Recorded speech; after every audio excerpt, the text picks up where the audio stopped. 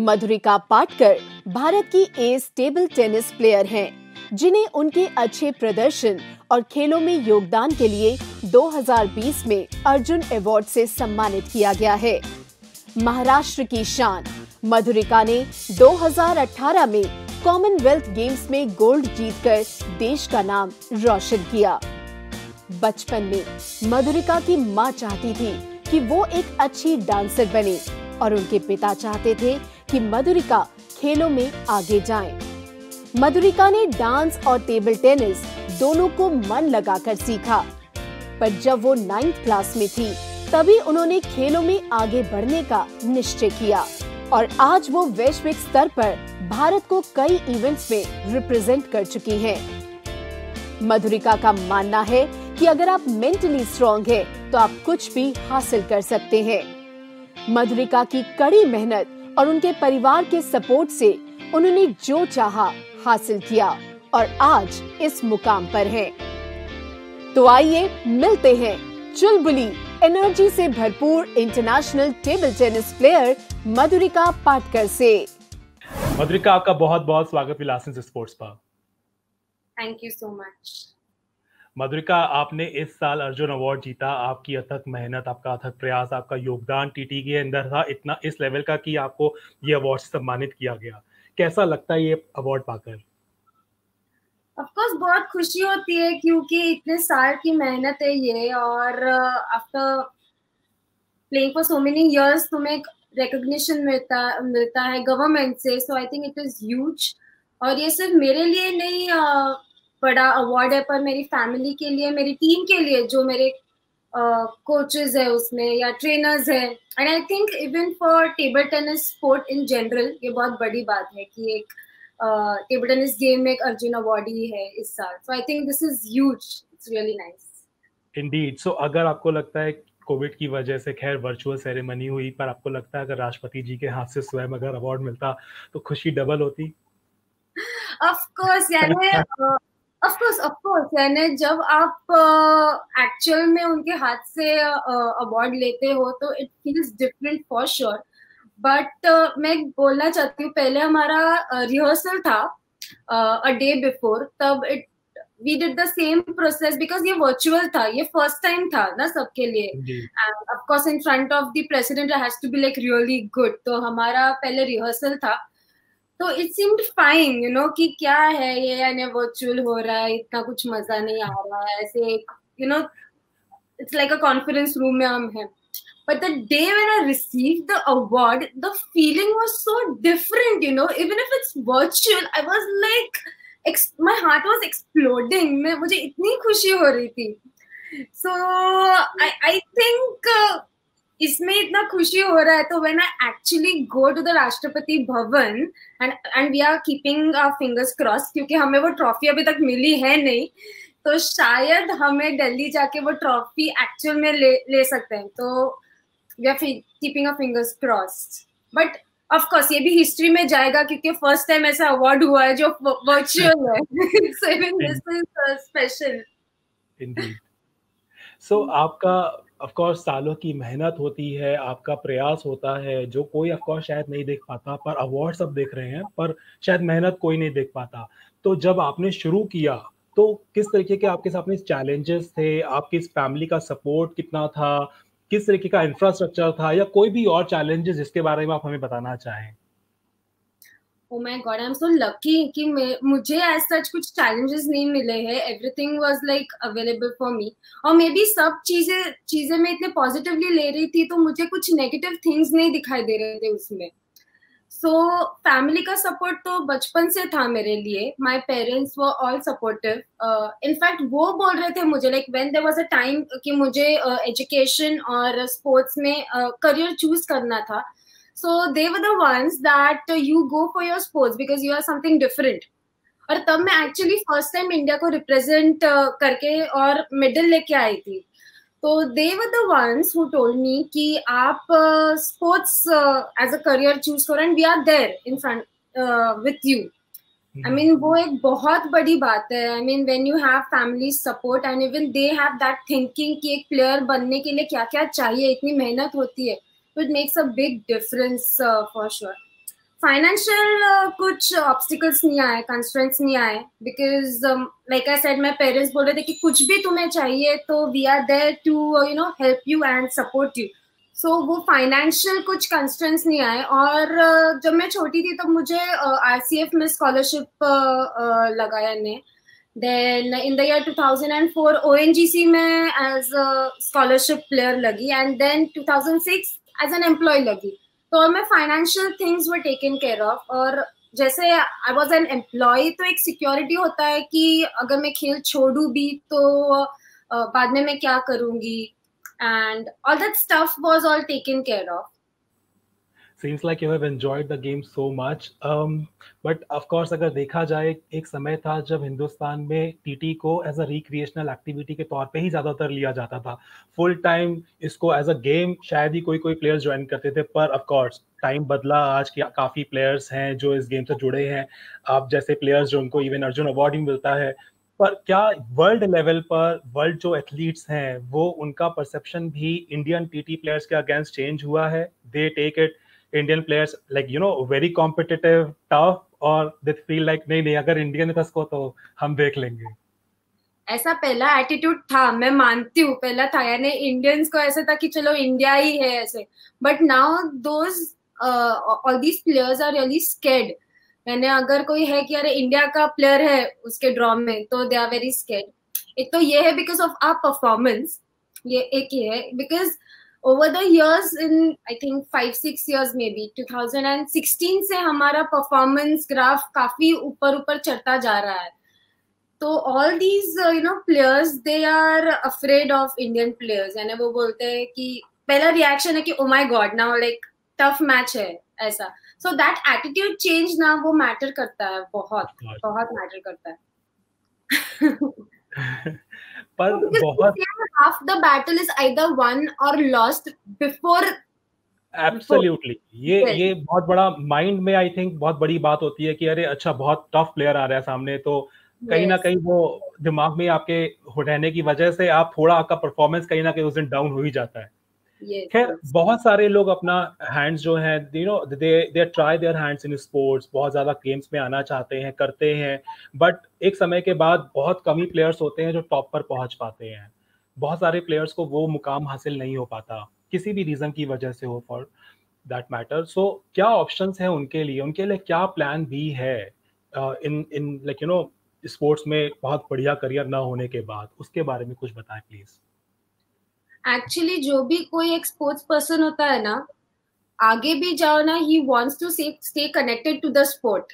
एक ऐसा मैंने देखा है, कोई भी अगर बंदा होगा जो पहले खेलता है, even afterwards, even if he's doing his job or something, anything out of the sports, but he is somehow attracted or connected to the sport one way or the other. एक तो है ही. तो मुझे ऐसा लगता है कि अगर वो जॉब या कुछ करियर वो स्पोर्ट्स रिलेटेड ही हो तो उसमें और तरक्की हो सकती है, because you are enjoying that more. And now this is possible because sports एक क्या बोलते हैं उसे, प्रोफेशनलिज्म आया है स्पोर्ट्स में. पहले से साइकोलॉजिस्ट थे, अभी स्पोर्ट्स साइकोलॉजिस्ट आ रहे हैं. अभी पहले सिर्फ ट्रेनर्स थे, अभी स्पोर्ट्स ट्रेनर हो रहा है या स्ट्रेंथ एंड कंडीशनिंग कोच हो रहा है. I mean strength and conditioning coach is like वो स्पोर्ट के लिए पर्टिकुलर तुम्हें क्या एक्सरसाइजेस लग रहे हैं. Like if I am a table tennis player and you are maybe a cricketer, what exercises are suitable for your game, not necessarily those exercises are suitable for my game. तो एक strength and conditioning जो coach होता है वो specific sport related आपको दे देता है. फिर डाइटिशियंस आ रहे हैं. देन स्पोर्ट्स में और एक आ रहा है कि मैच एनालिसिस. वो एक बहुत एक मैच एनालिस्ट आप अगर वो भी आप बन सकते हो. So there are so many different things by which you can stay connected to the sport. Indeed. मधुरिका, आपके बहुत सारे सोशल प्लेटफॉर्म्स पर हमने वीडियो देखे जहां पर आप इंटेंस एक्सरसाइजेस करते हुए देखी जा सकती हैं. सो क्या मतलब इतना हाईली स्पिरिटेड रहना, डेली एक्सरसाइज करना, ये कैसे मेंटेन करते हो, उसके बारे में प्लीज बताओ. So I am a fitness freak and मेरा ऐसा मानना है कि if you have a fit body then you have a fit mind. ऐसा है, अ fit body and a fit mind, ये इट्स लाइक अ कोरिलेशन, ऐसा मुझे लगता है. And table tennis is such a game that you require physical strength, then reflexes, agility, endurance, then stability, ये सब चीजें तुम्हें लगते हैं. And now if I have to sustain अभी की, बिकॉज मेरा अभी लाइक अभी इस गेम में more of the juniors are coming up, you know, juniors and the youth. If I have to be better than them, then I have to, you know, meet the their physical level and जो है, because all these youth are like energy है उनमें और ये सब. तो अगर मुझे सस्टेन करना है, आगे उनसे जाना है, तो मुझे फिजिकली फिट रहना ही पड़ेगा ऐसा. So of course physically you have to be really strong, ये एक है. और ये कोरोना की वजह से ना मुझे ज्यादा टाइम मिला फिजिकल फिटनेस पे ध्यान देने का, बिकॉज टेबल टेनिस तो इट वाज नॉट पॉसिबल क्योंकि हम लॉकडाउन में ही थे और स्पोर्ट्स चालू भी नहीं होते for a very, I mean, months, यानी बहुत मंथ्स. तो देयर वाज लाइक कि मुझे एक्सरसाइजेस करने, मेडिटेशन करने, मैच एनालिसिस करने, ये सब. सो व्हेन दैट काफी ज्यादा फिजिकल इस पे ध्यान दिया. एंड और वैसे भी कोई भी स्पोर्ट खेलने के लिए इट इज नॉट ओनली कि आपको टेबल पर ही ज्यादा खेलना है या कोर्ट पे ही या फील्ड पे ही ज्यादा करना है. More of it is of the court, of the ground या ऑफ द टेबल, ऐसे कि फिजिकल फिटनेस है उसमें, योगा है, मेडिटेशन है, होमवर्क है, and then analysis, that all that counts, you know, all that counts. Indeed मैं कहूँगा आपने फिजिकल फिटनेस पे इतना कुछ कहा, पर शायद मेंटल फिटनेस जो है वो भी आई थिंक इक्वली इम्पॉर्टेंट है, क्योंकि जो भी प्लेयर्स होते हैं जो टॉप पे पहुंचते हैं, they are expected to be like very very strong, ताकि वो किसी भी सर्कमस्टांसेस में हो वो क्रैक ना करें, वो ब्रेक ना करें. तो वो जो मेंटल स्टैमिना है उसके लिए आप क्या करते हो, उसके बारे में बताओ. मेंटल ट्रेनिंग सेशंस, मेरी साइकोलॉजिस्ट है and I have been taking sessions from the very young age. यानी मेरे कोच को उसका इम्पोर्टेंस, यानी स्पोर्ट्स साइकोलॉजी का इम्पोर्टेंस काफी पहले ही पता चला था. So I was training for a very, I mean I was taking mental training बहुत जब मैं छोटी थी तब से. और ऐसे कि अगर आपको मैच में परफॉर्म करना है, like you have to perform, like अभी हमारा मैच 40 मिनट्स मैक्सिमम का होता है, 40-45 मिनट्स, या ज्यादा से ज्यादा अगर खींचा भी तो भी 1 घंटे का खींचता है. तो उसके लिए अगर आपको 1 घंटे का प्रिपरेशन करना है तो आपको बहुत सारे hours you have to put in. और उसमें बहुत सारे सिचुएशंस आ जाते हैं, like there are unexpected situations. Like for example अगर आप बोलो तो अगर होगा कि बीच में ही अगर लाइट गया and again I have to start, तो वो एक डिस्टर्बेंस है. या अगर अपोनेंट के बहुत सारे एजेस लग रहे हैं या नेट पॉइंट्स लग रहे हैं, तो दैट इज फ्रस्ट्रेटिंग. यार क्या करे, एक नॉर्मल पॉइंट नहीं हो रहा है, सिर्फ एजेस और नेट पॉइंट्स ही लग रहे हैं. So there are many circumstances, actually मैं सिर्फ ये एग्जांपल्स दे रही हूँ, पर वो सिचुएशन को आप कैसे रिएक्ट करते हो, क्या करते हो, वो आपको बहुत पहले से उसकी तैयारी करनी पड़ती है. Even if I am playing a finals, which is like this is a do or die match for me. अगर मैं ये जीती तो मैं ये टीम में हूँ, या ये मेरी you know team match का decider match है. Like if I win, India wins the gold medal. Like those are all the pressure situation matches. You know, to handle that pressure मुझे practice करना है, यानी mental training के practice बहुत पहले से ही करना पड़ता है. उधर टेबल पे जाके मैं सोच नहीं सकती हूँ कि मैं कैसे pressure handle करूँ या मैं क्या सोचूं. So that is everything is off the table. तो तुम्हें बहुत पहले से उसकी तैयारी करनी पड़ती है. आपने मधुरिका बात करी यहाँ पर मेंटल फिटनेस की, फिजिकल फिटनेस की, पर यहाँ पर एक सपोर्ट जो है ना, आई थिंक वो भी बहुत बड़ी चीज होती है, स्पेशली फैमिली सपोर्ट. सो आपने you married Omkar, he is also a TT player. So ऐसा कहा जा सकता है कि डॉक्टर की शादी अगर डॉक्टर से हो, स्पोर्ट्स पर्सन की शादी स्पोर्ट्स पर्सन से हो, तो कंपैटिबिलिटी रहती है, they understand each other very well. हाँ, आप बोल सकते हो ऐसा. एटलीस्ट मेरे मामले में तो ऐसा ही है, बिकॉज मेरा लाइफ तो पूरा टीटी के अराउंड ही घूमता रहता है. यानी मैं 24/7 सिर्फ टीटी के बारे में बोलती हूँ. तो अगर आउट ऑफ टीटी या आउट ऑफ स्पोर्ट्स पर्सन होगा, वो बोलेगा क्या हमेशा खेल के बारे में बोल रही है, बोर कर रही है मुझे. बट इधर ऐसा नहीं होता है, हम लोग like we actually have a conversation. तो ये अच्छा है. और सच बताऊं क्या, स्पोर्ट्स पर्सन का लाइफ ना बहुत डिफिकल्ट होता है। यानी बहुत उसमें एनर्जी नहीं बोल सकती, बट बहुत सपोर्ट होता है यानी Indeed. प्लेयर बनने में। तो अगर फैमिली का भी सपोर्ट हो तो the player can perform much better, यानी मुझे ऐसा लगता है। इंडीड। आप अभी इसी साल वोग मैगजीन ने आपको कवर किया, सो पहला तो हमें बताइए उसका एक्सपीरियंस कैसा रहा। Vogue magazine of course is one of the very big magazine, fashion magazine, तो टोटल एक्सपीरियंस के बारे में प्लीज हमें बताओ आप। बहुत सही था यानी, it was really nice. It was एक अलग ही एक्सपीरियंस था। और क्या बोलूं, और एक तो उन्होंने ना ऐसे झटांग कपड़े हमें दिए थे जिससे ये ना, मैं तो कभी ऐसे डेयर ही नहीं कर सकती थी ऐसे कपड़े पहनने का, बट हमें ऐसे कपड़े पहनने पड़े एंड इट वाज बहुत अलग एक्सपीरियंस था। It was great. And also तुम एक वो मैगजीन के लिए कर रहे हो शूट, तो एक ऐसे एकदम collar tight and all that feeling था, but the overall experience was बहुत अच्छा था। And UTT pulled it off actually, जो अल्टीमेट टेबल टेनिस का लीग है अभी जो इंडिया में स्टार्ट किया गया है। yes. तो दे pulled it of and I am really thankful कि उन्होंने हमें ऐसा एक्सपीरियंस दिया। सो यू बिलीव दैट आज की डेट में काफी सारे प्लेयर्स जो है वो फैशन कॉन्शियस हो रहे हैं एंड या ऐसा भी कहा जा सकता है कि फैशन धीरे धीरे अपनी जगह बना रहा है स्पोर्ट्स में? हाँ, ट्रू, टोटली। क्योंकि you pick up Puma, you pick up Adidas, Nike, every brand today, her brand आज अगर आप देखें तो ऐसे कपड़े बना रहा है वो जो सिर्फ आपके स्पोर्ट्स के लिए नहीं है, मतलब anybody can wear them, बहुत सारे बड़े ट्रेंडी फैशनेबल लगते हैं।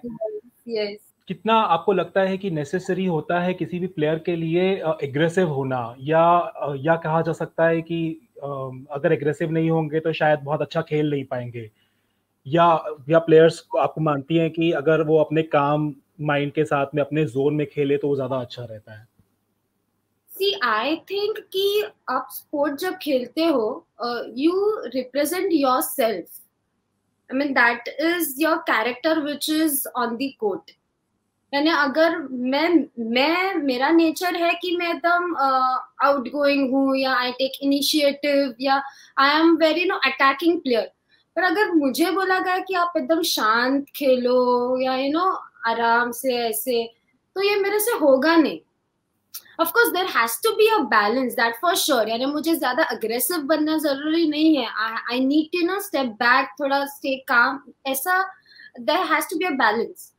पर अगर आप मुझे बोलो कि एकदम शांत रह के खेलो तो मैं तो एकदम सो जाऊंगी टेबल पे। और अगर एक कोई बंदा है कि हु इज लाइक एकदम शांत, और आप उसको बोलो नहीं जाके एकदम अटैक करो, छो करो, चिल्लाओ, ये करो, वो करो, तो उसको जमेगा ही नहीं, because that is totally opposite of his और हर कैरेक्टर। तो मुझे लगता है कि आप जब टेबल पे हो, हर एक इंडिविजुअल अलग है और अपना कैरेक्टर वो टेबल पे, या अपना जो ट्रू नेचर है वो टेबल पे डालता है। आपको उसको फोर्स नहीं करना है कि आपको कैसे बनना है। तो अगर एंड ऑफ कोर्स एक बैलेंस मेंटेन करना है, सो हम ऐसे फिक्स बोल नहीं सकते कि आप ये करो वो करो। इंडीड। हमने आपके बहुत सारे वीडियोस भी देखे सोशल प्लेटफॉर्म पे जहां पर हमने देखा कि यू आर डांसिंग, और we know that you are a Kathak trained dancer as well. So एक तरफ आप एग्रेसिव प्लेयर हैं, दूसरी ही तरफ आप एक ऐसा फॉर्म कहूंगा मैं, डांस कहूंगा, जिसको आप करते हैं जो बहुत ही एजाइल बनाता है आपको, बहुत ही एक्सप्रेसिव बनाता है, बहुत सॉफ्ट एंड बनाता है। तो ये दोनों को पॉसिबल कैसे हुआ कॉम्बिनेशन, ये प्लीज बताओ मेरे को सबसे पहले। ओके, सो एक्चुअली जब मैं बहुत छोटी थी ना, तो मैं डांस क्लासेस वगैरह जाती थी ऐसे। तो डांस तो मेरे ऐसे रगों में बसा है। अगर आप अभी भी गाना चालू करोगे तो शायद मैं डांस करने बैठूंगी। So I always love dancing and मुझे लगता है कि वो जो एक रिदम है या बीट है ना, वो मुझे अच्छा लगता है। और टेबल टेनिस में वो ही है। तो अगर आप बोलो कि मैंने टेबल टेनिस क्यों चूज किया ऐसा, तो मुझे पता नहीं क्यों चूज किया, पर वो बैट और बॉल का साउंड, या टेबल के ऊपर जो साउंड है, या हम जब हिलते हैं वो रिदम एंड ऑल, वो मुझे एकदम अट्रैक्ट करता है, मुझे वो अच्छा लगा है। तो आप वैसा आप बोल सकते हो। But dance and I just love dancing. और अगर आप मेरे टेबल वाले वीडियोस देखोगे ना, जब मैं मैचेस खेलती हूँ, आई एम लाइक एकदम ऐसा फियर्स लुक होता है मेरा, but of the court I am like totally different ऐसे. तो yeah, वैसे combination कैसे मैंने बोला, but like I enjoy dancing, you know. I just love to express myself. Either it can be through drawing or it can be through dance, and of course table पे also I express. सो एक question जो मैं अब भी पूछूंगा आपको, वो table tennis के वर्ल्ड लेवल की बात करूंगा मैं चाइना की अगर हम बात करें तो चाइना से ऑफ कोर्स लैंड डिस्प्यूट है, बहुत अच्छे टर्म्स पे नहीं है आज की डेट में हम लोग, बट एक चीज़ तो शायद हम सब इंडियंस कहीं ना कहीं मानेंगे कि अगर कोई एक्सपोर्टिंग नेशन जो है अगर पूरी दुनिया में, तो वो चाइना ऑफ कोर्स बनकर उभरा है। चाहे आप टीटी वर्ल्ड चैंपियनशिप की बात करें, चाहे आप ओलंपिक की बात करें, हर जगह मेडल टैली में of course they are number one, they are everywhere. So क्या लगता है कि हिंदुस्तान को ऐसी क्या चीज करने की जरूरत है ताकि हम भी इतने ही कॉम्पिटिटिव हो जाएं और ऑफ कोर्स मेडल्स की बारिश होना शुरू हो जाए हिंदुस्तान में? आई थिंक उनके इधर है ना, वो बहुत क्या बोलते हैं, भारी मात्रा में प्लेयर्स प्रोड्यूस करते हैं. यानी जब मैं चाइना में ट्रेनिंग करने गई थी, देयर लाइक 3 हॉल्स, और उसमें हर एक हॉल में मिनिमम 60 to 70 टेबल्स है. ऐसे 3 हॉल्स थे उधर एक ट्रेनिंग सेंटर में, और बच्चे उधर हर एक एज ग्रुप में, हर एक एज कैटेगरी के उधर वो ट्रेन कर रहे थे. यानी दे आर लाइक फोकसिंग कि एक बैच प्रोड्यूस करे, वो पूरी बैच फिर आगे जाए. लाइक से तो एवरीबडी हेल्प्स कि एक प्लेयर बनने में, यानी दूसरा एक प्लेयर भी दूसरे प्लेयर को हेल्प कर रहा है इन a way to improve his और हर गेम. तो ये एक चीज है कि वो है ना, उनके नंबर ऑफ प्लेयर्स बहुत ज्यादा है. And also the government takes care of them. यानी अगर एक बच्चा है, छोटा है, तो वो गवर्नमेंट तभी डिसाइड करती है कि ये स्पोर्ट खेलेगा या एकेडमिक्स में जाएगा. अगर ये स्पोर्ट खेलेगा तो कौन सा स्पोर्ट खेलेगा, तो बचपन में ही उनका लाइक फ्यूचर डिसाइडेड है कि तुम्हें क्या करना है. The government takes, in a way it's a good, in a way it's a bad, because वो प्लेयर को या वो बच्चे को कोई डिसीजन बनाने का ये है नहीं, फ्रीडम है ऐसा. But the government takes care कि नहीं, हमें ये बनाना ही है, ये इसको प्लेयर बनाना है, और उसको जो भी हम फैसिलिटीज चाहिए, जो भी है वो हम उसको दे देंगे ऐसे. So here we can not expect कि गवर्नमेंट ने टेक ऐसा सेम एटीट्यूड ये कर सकते हैं. But I think now the government is also doing one thing कि ये जो खेलो गेम्स है हो रहे हैं, तो उसमें से वो बहुत सारे जूनियर प्लेयर्स को है ना स्पॉन्सरशिप्स दे रहे हैं, स्कॉलरशिप्स दे रहे हैं. तो वो यानी मंथली, आई डोंट नो कितना अमाउंट है, बट फ्यू अमाउंट यानी एक्सपेंसेस, वो कुछ भी कोचिंग हो या ट्रैवलिंग हो रहने का, तो they are doing. So at least something the government is doing from their part, which is like really good. और एक है कि उनके कोचेस है ना, हर एक लेवल के लिए अलग अलग कोचेस है. तो बिगिनर के लिए एक कोच है, बिगिनर से इंटरमीडिएट गया तो दूसरा कोच है, इंटरमीडिएट से एलाइट ग्रुप में गया तो एक तीसरा कोच है. सो हर एक लेवल पे कोचिंग है, और वो कोचेस भी प्रोड्यूस करते हैं. ऐसा नहीं कि प्लेयर बनाया हो या कोई भी प्लेयर उठ के कोच बना, नहीं, उनका एक्चुअल में ट्रेनिंग हो जाता है. So they are training the coaches as well. So all these things are very important और वो मैटर करती है. व्हाट डू यू थिंक कि हिंदुस्तान में लड़कियों को और ज्यादा से ज्यादा स्पोर्ट्स से कैसे जोड़ा जाए? क्या करने की जरूरत है ताकि और ज्यादा से ज्यादा इस देश की लड़कियां जो है वो आगे आकर स्पोर्ट्स खेलना शुरू करें? एक तो पहले तो स्पोर्ट्स जो है वो हमें ग्रास रूट लेवल पे ही इंट्रोड्यूस करना है मेन, क्योंकि जब वो बच्चे हैं ना, उनको अगर स्पोर्ट्स हम इंट्रोड्यूस करें तो वो ज्यादा फायदा दे सकता है हमें, बिकॉज वही हमारे फ्यूचर है. The kids are after all the future of our country. यानी बचपन से ही अगर लड़कियों को स्पोर्ट्स में डाला जाए, उनको इंट्रोड्यूस किया जाए, तो they will take up sports very seriously. और अभी तो थोड़ा थोड़ा स्पोर्टिंग कल्चर आ रहा है इंडिया में. यानी पहले कैसा था कि बाबा नहीं, अभी तुम पढ़ाई बिढ़ाई करो, स्पोर्ट्स और एक एक्स्ट्रा करिकुलर एक्टिविटी, वो ऐसा नहीं है. इनफैक्ट अभी आप देखोगे तो लड़कियां ज्यादा परफॉर्म कर रही है वर्ल्ड लेवल पे, इंटरनेशनल लेवल पे लड़कियां ज्यादा परफॉर्म कर रही है मैन से. बट दैट इज लाइक इतने कम नंबर है, उसमें भी लड़कियां परफॉर्म कर रही है. सो जस्ट इमेजिन अगर बहुत सारे लड़कियां खेलने लगी तो there will be a different picture all together. Indeed, I think live example हमारे सामने है. you started with dance, आपने अच्छा खासा डांस किया, कथक ट्रेंड हो आप, and now today you are playing TT. So इससे अच्छा एग्जांपल कोई हो ही नहीं सकता, आई थिंक. मैं डांस वगैरह करती थी क्योंकि मुझे मेरे मम्मी को चाहिए था कि मैं डांस वगैरह करूं, और मैं स्पोर्ट खेलती थी क्योंकि मेरे डैडी को चाहिए था कि मेरी बेटी स्पोर्ट्स खेले। फिर बाद में उन्होंने बोला कि तुम्हें क्या खेलना है, तो मैंने स्पोर्ट्स चूज किया इसीलिए। That's great. अभी आज हमारे पास में एक अच्छी अच्छी खासी स्पोर्ट्स प्लेयर है जिसने विश्व पटल पे मैं कहूँगा कि हिंदुस्तान का नाम रोशन किया है। खैर, कोई मैसेज जो आप देना चाहें मधुरिका?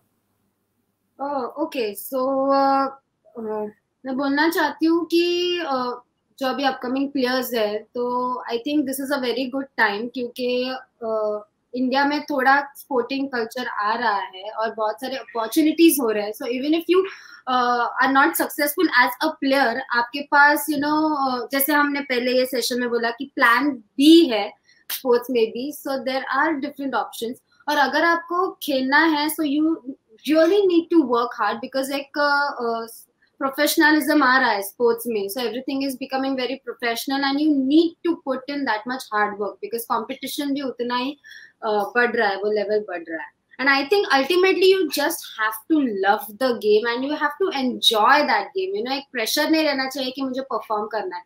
If you love the game and if you focus कि मुझे क्या करना है to achieve that level, if you focus on that, then everything is possible and everything becomes possible in a easy way.